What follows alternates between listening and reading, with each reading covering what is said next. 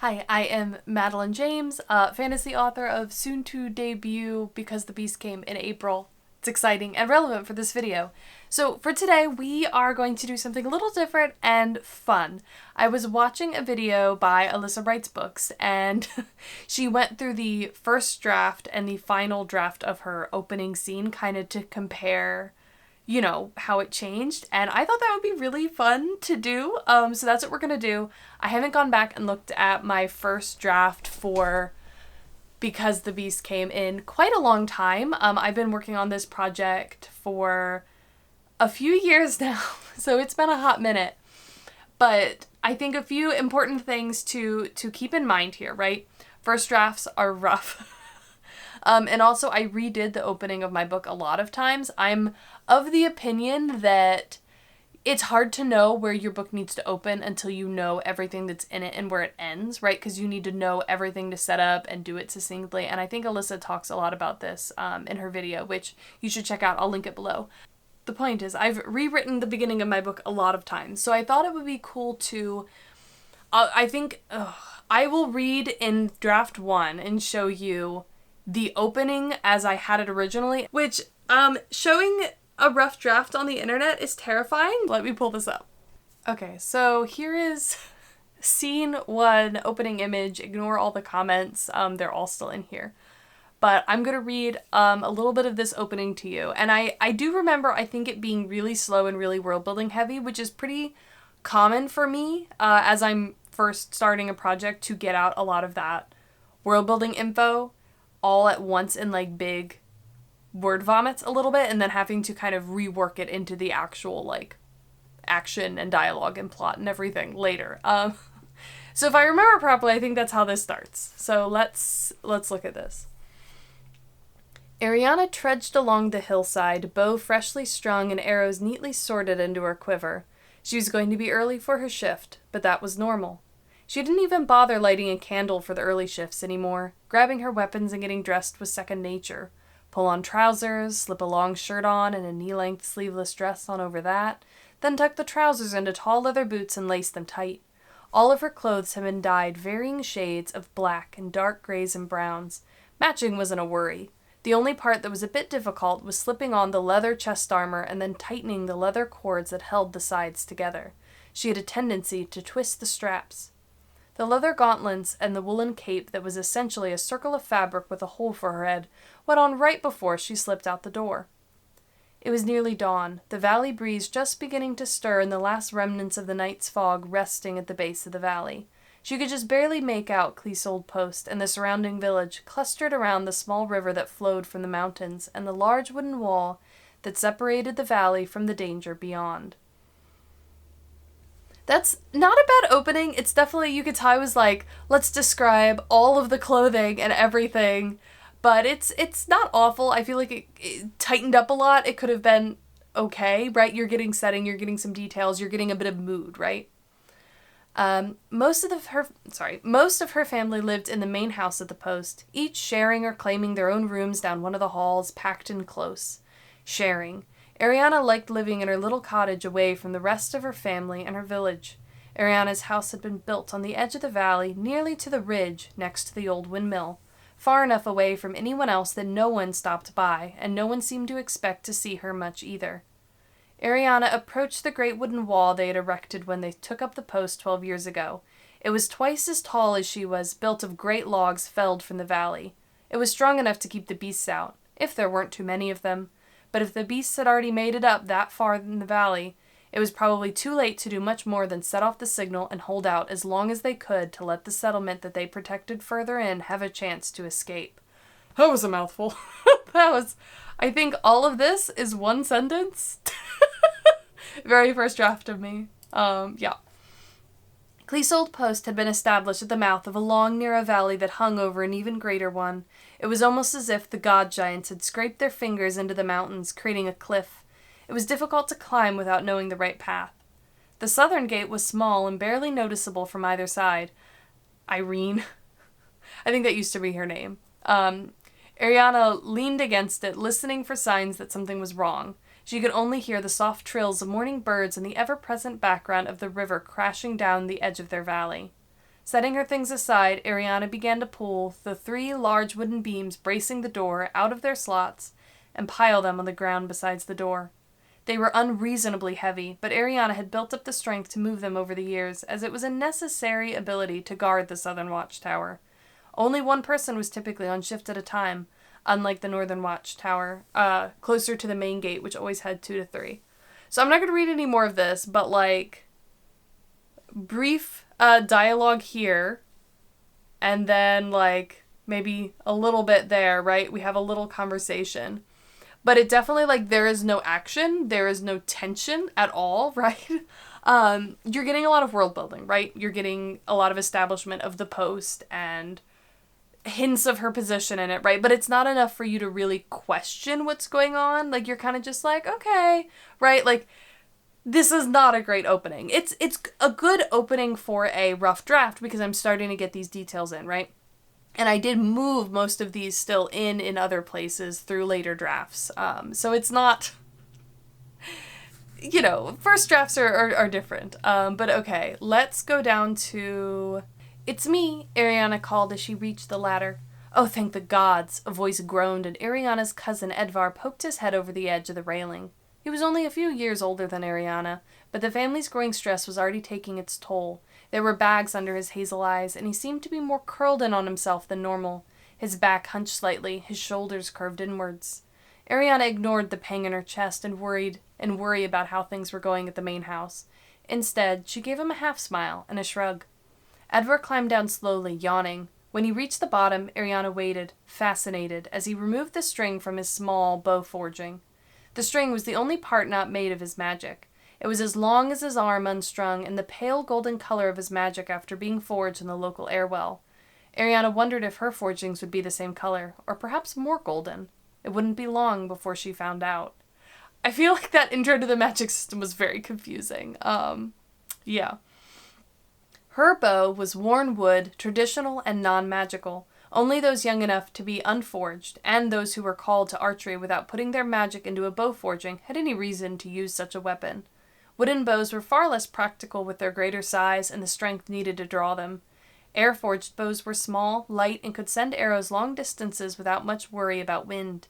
Still, all Cleasold Guardians were trained with every type of man-made weapon, long before the time came for their forging. Once Edvar's airbow was unstrung, he released his pressure on his magic, and the bow disappeared. "I hate night shifts," he grumbled, running a hand through his pale blonde hair. "I need a drink." Ariana just nodded and stood there awkwardly as Edvar headed up the path and towards the door, which he would secure behind him, locking her out. There was no way back into the upper valley unless someone let them in or they were willing to risk breaking their neck from scaling up higher onto the ridge. Ariana was one of the few guardians that ever risked the kind. Ariana easily fell into the routine of preparing for her shift. It kept her busy, mind and body, but once everything was done, she found her mind wandering as she slowly paced the deck and scanned the valley below. Her mind started to wonder. The Cleasold family's clan second was summoned to Lake Verana to meet with the Duchess, but was supposed to be back soon. Ariana wondered what kind of bad news the second could be bringing back. That was her signal for breakfast. Distraction was never good. It's not awful, but it's not good. It's not compelling, you know what I mean? It's just rah. Alright, Ariana made everything that she ate herself, but she wasn't much of a cook, not like her aunt. Aunt Amadia handled the cooking at the main house. It had been years, but she could remember the heavenly taste of her signature hearty stews and pies. That morning's breakfast was the remainder of last night's dinner, pulled from the cellar before she got dressed and tucked into the stove that ran all night to heat her home. She had pickled turnips and meat dumplings and a pouch of hawthorn berries. "Ariana!" a young voice called, sending Ariana whirling around to look down the ladder. It was strange how so soft a voice could... There's supposed to be a could there. Send her heart beating so fast. But no one was supposed to be out there. Even foraging beyond the wall had been forbidden for weeks. Ariana's mind spun with horrific possibilities. Was there a large pack of beasts coming from the north? Had the Duchess sent word? Was someone hurt? Shock froze her limbs as Ariana watched as Nevedia, one of her younger cousins, started to climb up the ladder. Nevedya wasn't even dressed for Beyond the Wall. Her headscarf was a bright white with purple and blue flowers along the edging, and her dress wasn't dark. It was the blue of a midday sky with colorful embroidery. Dressing so noticeably was dangerous. "What in the world are you doing out here?" Ariana demanded, stepping aside to let Nevedya climb onto the platform. Nevedya looked at Ariana with her piercing blue eyes, a stubborn and mischievous look. "I want to learn about being a guardian." This is like, I don't know, this makes me laugh so hard, like how I was like, oh, I'm gonna introduce it by this little girl demanding to know about being a guardian, right? Wow, I'm so clever. Oh. Ariana's mouth tipped open. How did you get outside the wall? She wasn't strong enough to lift the door braces, and no one would be fool enough to have opened it for her. And why would you even come here for that? Nevedya nodded slowly as if carefully considering Ariana's questions, as if she wasn't expecting them, which Ariana did not believe. She was looking around the watchtower as if trying to memorize every detail before answering. "The doors are open between shifts. I slipped through and hid." The girl was too smart for her own good, and her mother would kill both of them. They probably had no idea where Nevedya was. "It's dangerous out here, Nevedya. You're only 7. You've barely had any combat training, and there have been a lot of beast sightings lately. You need to go back." "The door is locked. You're stuck with me." Nevedya flashed her a cheeky grin that was so familiar it squeezed Ariana's heart. "And Mom thinks I'm looking for flowers deeper in our valley with Misha and Vel, so no one will be looking for me." Ariana avoided getting too close to her family, but her younger sister Misha was always the hardest to see, and Nevedya tended to remind her of Misha even though Ariana's youngest sister was 5 years older. Nevedya was the same age Misha was in her more recent memories of her sister. The little girl in her memories looked a lot like Nevedya, though her skin and hair weren't quite as pale. The girl at least had the sense to look sheepish. With a groan, Ariana tugged the dark brown headscarf, which had once been as colorful as Nevedya's before she dyed it. "Well," Ariana started nervously, looking around for something to occupy the girl with. "No one will be coming until afternoon. Make yourself comfortable." Nevedya crossed her arms and frowned. "But you have to tell me about being a guardian. I know when I'm being talked to like a child. It feels like everyone is hiding it from me. I deserve to know what our family does." "But why are you asking me?" Ariana wasn't close with any of the Cleasolds. "Why not ask Kadima, or one of the other cousins?" Nevedya shrugged. "They put you on watch alone and you're still in Forge. That means you're a really good guardian, doesn't it? And Misha always says you looked out for her when your family all lived at the cottage." A chill passed over Ariana and she fought to hide it. She didn't like to look back. She didn't really like to look forward either. She liked to focus on the moment, doing what had to be done. "I don't really live the normal life of a Cleasold. I don't even live in the main house. Someone there could tell you better than me." Ariana didn't want to be responsible for impacting Nevedya's view of their family and their duties. It was too much to put on her shoulders. It's a very contrived situation, right? But like, I don't know. I mean, it's not horrible. Like, there's pieces in here that are good, right? Like the bit about not liking to look to the past and not even really liking to look to the forward either. I feel like that really tells you a lot about Ariana as a character. But I think we have a little bit longer here. "Yeah, but I have questions and we're stuck here for hours." "Fine, you can ask some questions, but I'm working, so I need to be watching the valley." Ariana turned so she was no longer meeting Nevedya's eyes, and some of the pressure abated. Nevedya let out a quiet squeal of excitement. "I know metal-forged weapons kill the beasts, but no one will explain how most of the Guardians defend the post with only air forgings. Can you kill them?" Ariana blinked at the easy mention of violence. "It is really hard to do, but yes, it is harder to kill them with a non-metal forging and nearly impossible with man-made weapons." Ariana held up her wooden bow. "I can't just hit them with an arrow. I have to know the right spots, maybe hit them multiple times, and I have to be smart. Killing them isn't always the goal, though." Nevedya was silent for a moment before asking, "What other goals are there?" "Wounding them, slowing them down, distracting them so a metal forge can get closer." "That sounds dangerous." "It is." Ariana turned back to face Nevedya, her chest feeling tight. "We risk our lives every day, but you will have your family to protect you. Our post, and the others like ours, are the only thing keeping the Duchess's ground city safe. If we fall, the beasts will invade the mesa, countless will die, and the settlements at the well in the mountains will be cut off from most of their food supply." Nevedya blinked slowly, horror dawning in her eyes. "Oh." Regarding how much she shared already, Ariana turned back to the trees. Nevedya slowly stepped up to the half wall beside her and looked down into the valley. They stood on watch together as the sun slowly climbed higher into the sky, and Nevedya occasionally asked a question. She wanted to know more about the beast, the role of the Unforged, and about some of the stories the family liked to tell. It wasn't the worst way to spend a watch, but Ariana worried Nevedya might think it would change things between them. It hadn't. It couldn't. Ariana tried to keep most of her focus on the valley and forest below, her eyes carefully scanning for movement. Sometimes a bird or deer would catch her eye for a moment. Other times a strong gust of wind rustled the trees enough that she could feel the hair standing up on her arms. When she worked back around to a clearing, to the shadows shifting there, Ariana froze.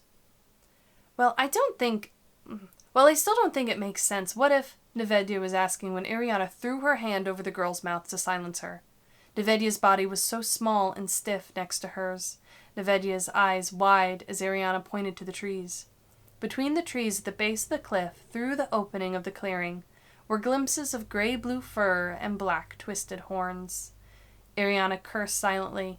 Why today? On any other day, so little a threat wouldn't have sent Ariana's heart into a race so quickly. Ariana crouched next to Nevedya, tucking her into her side. This was why Ariana wasn't close to the little cousins. They were too vulnerable. Why aren't you shooting them? Nevedya whispered so quietly that Ariana could barely hear her. That would give us away. I don't know how many there are. At least 3, I think, but they tend to spread out in the trees. We need to be quiet while they pass. Ariana kept herself steady as she watched over the railing of the watchtower, not allowing any movements that would give them away. And she waited. Silently, still. She waited so long that Nevedya was fidgeting, fear no longer keeping the young girl frozen.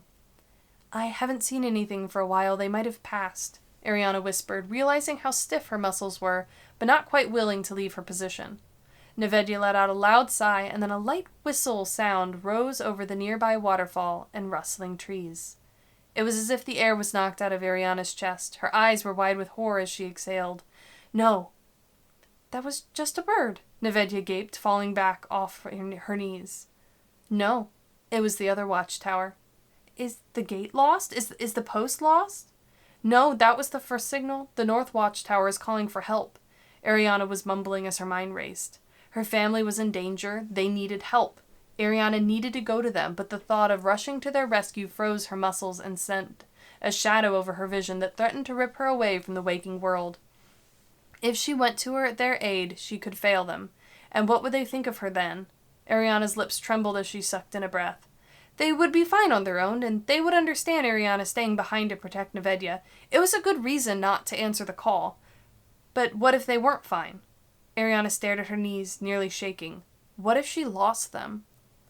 Nevedya, Ariana urged quickly, grabbing the girl and pushing her into the corner. Stay here. I have to go.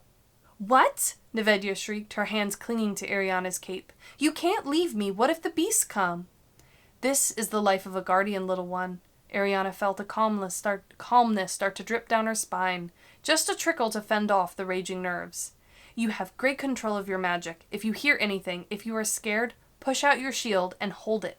Don't stop. I can't, Nevedya pled, as Ariana grabbed her bow from where it rested against the railing and slung it back over her shoulder. The slender, curved sword she wasn't nearly as skilled with went back into its sheath. Show me your shield. Now. Quickly. Nevedya struggled for a moment, and Ariana's legs burned to move, but then Ariana could see the faint, shimmering force pushed away from her little cousin. It was translucent, mostly visible at the edges where the light didn't hit right. The Unforged could do nothing with their magic but push it away from their body, but that raw magic would hold strong. There, that will save you. If the beasts come, hold out that shield as close to you as you can. She climbed down the first few steps of the ladder. And if all is lost, blow the whistle in short, quick bursts. Nevedya's eyes nervously went to the small bone whistle hanging from a chain on one of the tower's posts as Ariana practically dropped down the ladder. An experienced guardian was trained to make the call themselves, but newer guardians could always rely on the whistle. Slow calls to signal help from the watchtower, quick calls to say the wall would be lost. Quick calls would send the entire post into action. They would send an air message to the mesa to evacuate, while the entire post prepared to slow the beasts down as long as they could. Okay, so I mean, it's rough, right? There's a lot of places that could be tightened up a lot, obviously. And I think the part where she has to protect her little cousin, is good, right? It shows that even though she has this hesitation to help and be around and, like, put herself in that position with her family, like, she still is going to protect them, and it does add a bit of tension. But it's this, like, little girl we don't know, right? We don't really understand anything about Ariana's motivations. Like, you get hints of it here, but I think one of the biggest problems in my first draft, and probably the second draft too, was how kind of muddled her motivations were with her position with the fort and how all that worked mechanically. So let's switch over to the current draft, which some of you may have already seen. I have it in like a newsletter magnet thing. So like if you subscribe to my newsletter, you get the first couple chapters of the book. Okay, so here is the first chapter of the current draft, which starts very differently, but tries to get the same information established, right? Some of the world building, the situation with the family, start to show her wounds and what's holding her back, right? And give a hint at the conflict to come, right? The position her family's in. Being ripped apart by beasts would be less painful. The walls of the building that was once her home pressed inward as Ariana forced herself through the hallway. The urge to turn back, to escape before the memories crushed her completely, was almost impossible to smother. Eyes burning and fists trembling, she hurried past old family portraits, sketches of cities she'd never see again, and woven tapestries depicting scenes of God's blood and of champions. The sight put a bitter taste in her mouth, but the entire house was like that, cluttered with unwelcome reminders of a past far out of reach, reminders of a time when the whole Cleasold clan stood by her. Ariana always wondered if her family, if the world, had any idea how far the lands of Istri would fall to the beasts. Would they have bothered to take so many things if they had known they would likely never return to their lives from before? She brushed that thought aside. It hardly mattered now, not after so many years. Turning down another hall, Ariana took a few quick breaths, trying to calm herself, to stay steady, to prepare herself.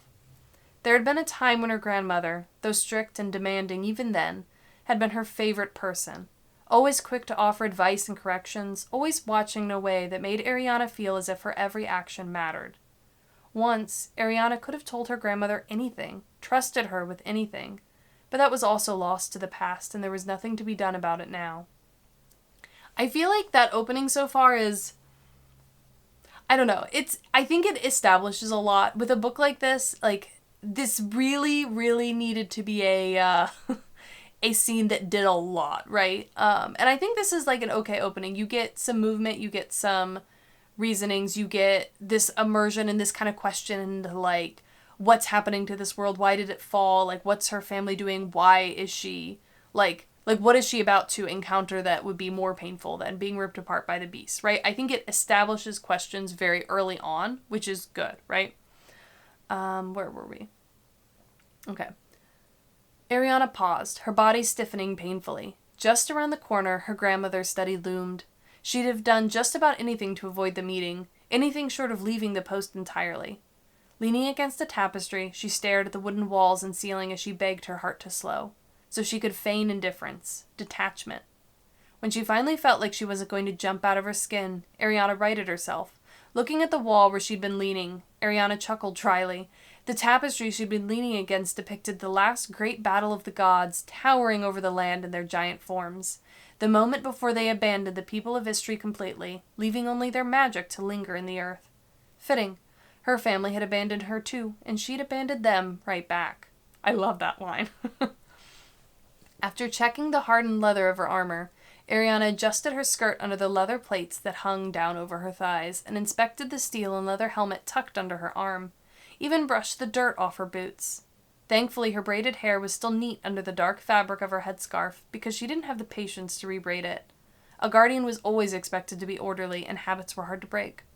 She wished she could stop caring about what her grandmother thought of her, what any of them thought. Okay. Ariana rounded the corner and through the open door into her grandmother's office, finding the aged woman behind her small desk, already giving her a sharp look. Visima Cleasolda was a force of nature, the first of the Cleasold guardian clan. Her features were delicate but sharp, and her thin lips pressed into a grimace. Wisps of her colorless hair escaped from the red-flowered scarf that covered the rest of it. Ariana's grandmother was too old to have much hold left on her magic, but she was fierce enough to keep the rest of the clan in line. As a child, Ariana knew she could sway most of the adults into getting her way, but her grandmother would never budge. It didn't matter if it was an excuse to skip a lesson or an uneaten pile of beets. Her grandmother's word was strong as a metal forging. Ariana had to pick her battles carefully. Uncle Dinnell said you needed to talk to me, Ariana explained, voice thankfully steady. Her anxiety had been gradually rising since her uncle had refused to hand over her assignments until she talked to the first. He was in charge of the watch rotations and training schedules for the Guardians and volunteer fighters stationed at their post. She already knew she had made a mistake, knew she was about to pay the consequences, but how bad they'd be this time was the question. Any time Ariana crossed the boundary she had placed for her work with the clan, they thought they could smash right through the rest of them. One of Ariana's most important conditions was that she would only take shifts at the smaller watchtower to the west, where she could man it alone and avoid interacting with the others. Yet she'd let herself be swayed when she heard her uncle and her cousin Tonald panicking as they tried to figure out how to fill a shift at the main watchtower, left open by a recently injured volunteer soldier. She'd known immediately that she'd regret it, but she'd pictured the beast scrambling up the steep climb to the wall, ripping her cousins into pieces and tearing down the wall, and had volunteered before she could help herself. They called the beasts the Daki, their downfall. It was fitting, for every Dakya among them was threat enough to take even a skilled fighter down. She braced for her grandmother to pounce on that bit of weakness she'd shown. So, I feel like right now it's giving a lot of question, right? You're like, what on earth is this situation? Like, how did this happen? How, like, it's hard to understand here, but I think it gives enough information and enough context that you want to figure out more, right? Like, you're actually getting a lot more of that than you do in the first version. There's a lot more, I guess, interiority here, which is good. I just finished a meeting with the 18th's liaison, the first said with a sneer, ignoring what Ariana had said entirely. After blinking in surprise, Ariana bristled at the mention of the 18th, the local brigade that controlled the territory outside their settlement. Istri's military had been meant to fight off the Daki so that the people could one day return to their homes, but instead the soldiers had become thugs. Her grandmother continued with a growl. I explained to the man that their protection was not living up to the goods we trade for it. Ariana didn't answer. She wasn't meant to. Her grandmother didn't really care what she thought, and anyone else walking into the office then would have heard the same. Ariana was far from being in the first confidence. And his solution, they could have more patrols covering the mouth of the Yuresh if we paid additional tribute. Those heartless, honorless thugs. I'd have them all fall to the Daki if it were up to me. Ariana shuffled awkwardly, wanting to get back to the reason she was there so she could leave, though she didn't disagree with her grandmother's settlement. She wished her clan could just refuse to pay. But they'd heard of what happened to the few posts that had refused, slaughtered by packs of Daki too large not to have been deliberately led there. A shiver ran down her spine. Surely the first wouldn't risk that. I wasn't surprised they didn't care that we'd lost another fighter, that we'd had to abandon foraging in the Yuresh Valley. The first laughed without emotion, a dangerous glint in her eyes. They'd doom us all to the Daki if they didn't benefit from our survival. Ariana nodded, feigning patience. He even had the nerve to threaten me, right in this very office. Her grandmother was quiet for a moment, and then her eyes roamed over Ariana with contemplation. Dinnell told me you took on a couple of shifts at the main watchtower this week. Finally. Ariana really shouldn't have done it, but the alternative had been letting two of her younger cousins manage it alone or forcing one of her uncles to go almost 2 days without sleeping, both being far too great a risk. If Daki had come too far into the valley beyond their wall, grown too interested in the mostly obscured switchback path that led up to the hanging valley, her family's home, the Davaki post, hidden, though thankfully they had not. Ariana looked up from where she realized she'd been staring at her feet, knuckles white where she held her helmet. The first was still staring at her, waiting. It was an extenuating circumstance, Ariana bit out. It can't be repeated. The first jaw clenched as she sucked in a sharp breath through her nose. Time with the family will help you get used to being around them again. Ariana's head was shaking before her grandmother had even finished. It was a mistake. I could barely focus, barely breathe the entire time. The words were a struggle to force through her lips, but her grandmother had to know that nothing had changed. Part of her understood her grandmother. She was responsible for the entire Cleasold clan, the couple dozen of them that were left at least, and in charge of the Devaki post, which included nearly 100 volunteers and all the farmers and villages that existed further up in the valley to support the Duchess's settlement. Their lives were all in the first hands. She didn't have room to worry about Ariana. They were silent for a moment, Ariana trying not to tremble as she avoided her grandmother's eyes and the guilt that would come from meeting them. "You will start training with the others again." Ariana's entire body stiffened at her grandmother's words. "There's only so much you can do on your own, and Bjorsh could use help teaching the younger ones to handle their bows. You always excelled at that, and—" "No!" she shouted, unable to listen a moment more, breathing ragged. She trained by herself, or occasionally with one of the village soldiers or Uncle Dingle to get some sparring in. He never pushed her, never asked questions. Training with the others had grown increasingly painful after she'd moved out, especially after Marisha. No, she wouldn't think of that now. It had gotten so bad that she'd struggle to breathe, head spinning and her vision darkening. Sometimes she'd have to run off and vomit in the side yard. "No," she repeated. "You said you'd let me resume at my pace, when I'm ready." "It's been 3 years. I'm not ready." The thought of it made her want to retch now, right in the middle of the fraying carpet. "Clearly the space you demanded isn't helping. We can build it up slowly, gradually increase your tolerance to being around them," the first offered in compromise. If she gave an inch, her grandmother would take a mile. "You wouldn't ask a volunteer to do that," she argued. That was how she gauged what duties were safe for her to fulfill and which ones brought her too close. The first voice was hard and cutting as she smacked her hand down on the stack of papers strewn across the desk. "You are a guardian, not a volunteer from the settlement." It hit her as if her grandmother's hand had struck Ariana's own cheek. Pain rocked through her, shame, regret, anger. Her grandmother kept on, hardly seeming to notice Ariana's reaction. "Fewer volunteers from the settlement come to the border to help every year, and they stay for less time. We are struggling, Ariana. We are understaffed and losing more warriors each year." "I know." "Then help us!" the first shouted. "I can't!" Ariana cried out, her voice weakened. "You know I can't." Even if she could help more, could bring herself to once again be part of the family, she would inevitably make things worse. It was a large part of what fueled her panic and anxiety around them. "It's been 3 years. Not long enough." Her grandmother looked close to losing her temper. Ariana knew that eventually her grandmother would reach her limits and give up on her, kicking her out or sending her somewhere else. That thought was a gaping wound inside her. Ariana knew what her grandmother did to Cleasolds that grew to be too much of a nuisance. Bitterness filled her. She knew what happened when the first had to put the family and those they were sworn to protect above all else. "I won't abandon my oaths. You know that," Ariana added quietly. "I do as much as I can, but don't ask more than that." In truth, she did far more than the volunteers stationed there, took 4 more watch hours at the Western Watchtower than any others, but there were so many things she just couldn't do. She had to stop giving her grandmother ammunition, stop doing more than she promised, or at least stop letting them see her do it. She knew her family was struggling now, more than they ever had since erecting the wall, and it grew harder not to help. Despite everything, she still loved her family more than anything, especially her sisters. She would do anything for them, even die for them, anything but being part of the family again. "Fine," the first snapped. "You're dismissed." She repressed a flinch, instead bowing her head in respect before she fled. Slipping out of her grandmother's office, Ariana was shaky and raw, the same way she left every meeting with the first.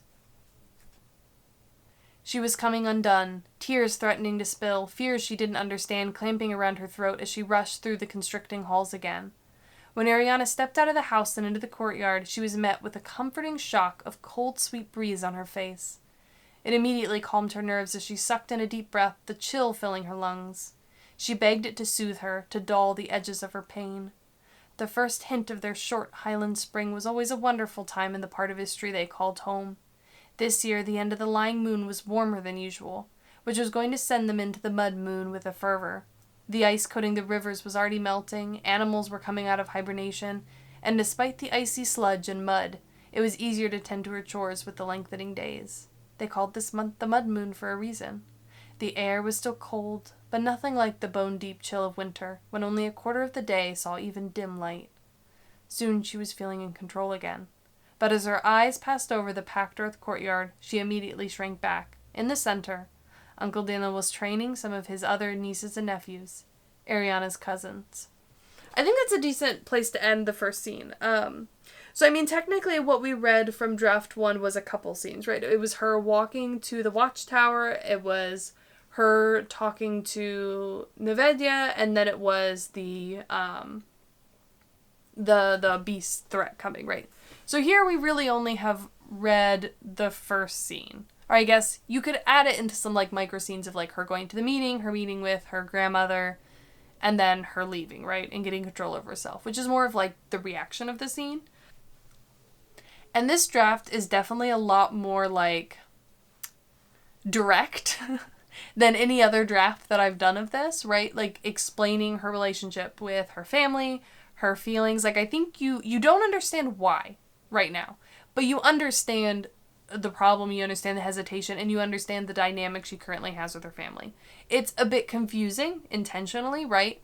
But you get a lot of that, which, based off feedback I got from a lot of my readers, was really what we needed at the beginning versus the, like, world building and the other stuff. Because without understanding Ariana's motivations and why she has the hesitation she did, the other stuff doesn't hit, right? So we go from this into this meeting with her family, or her watching this scene, and you get even more of that context with her relationship with her sister. You get this, the background to kind of the magic system a little bit, all of that. So you still get it, it's just in this situation that's providing a lot of tension and conflict with Ariana's, like, interior problems. And so it has a lot of that, right? And just like the first draft, right, we don't get into the action right away, but then we do get into the action. This one is actually the slowest draft I've done to get into the action, which is kind of funny. And I think that's just a lot of fun. It kind of gets the same place, it does the same stuff, but it rearranged it, a decent bit of world building change, and there's a lot more background here. So I'm curious what you think of this change. If you think it's better or not. Like, it's hard to say because you don't know where the rest of the book goes, right? And it has to open the book, but, like, just as an opening, you know, that's what we get. I think it's a lot better. I would hope so. It's a almost final draft, so I hope it's good. But yeah, I think it's always important to keep in mind how much things change between a first draft and a last draft. Like, there's a lot of differences and a lot of growth, and you can't compare your early drafts with other people's, like, finished products, right? Because they're polished, they've had so much time to make it good, and you can't see where it started, right? So I think that's just an important thing. And also I think it's fun to reflect on how far your own writing has gotten, right? And acknowledge how much you've grown, because that's something that I find very motivating to keep going. Like, look, I can see how much this work is paying off. I need to keep going, right? So yeah, that was all we're doing today. I thought it would be fun, and again, I was inspired by Alyssa's video. I thought it was really fun. Hers was great because it was, like, sort of the same opening, but, like, completely different perspectives of it, right? And ways that it went. Where mine is very, very different, but I don't know. It's fun. Let me know how you think, and I will see you in the next one.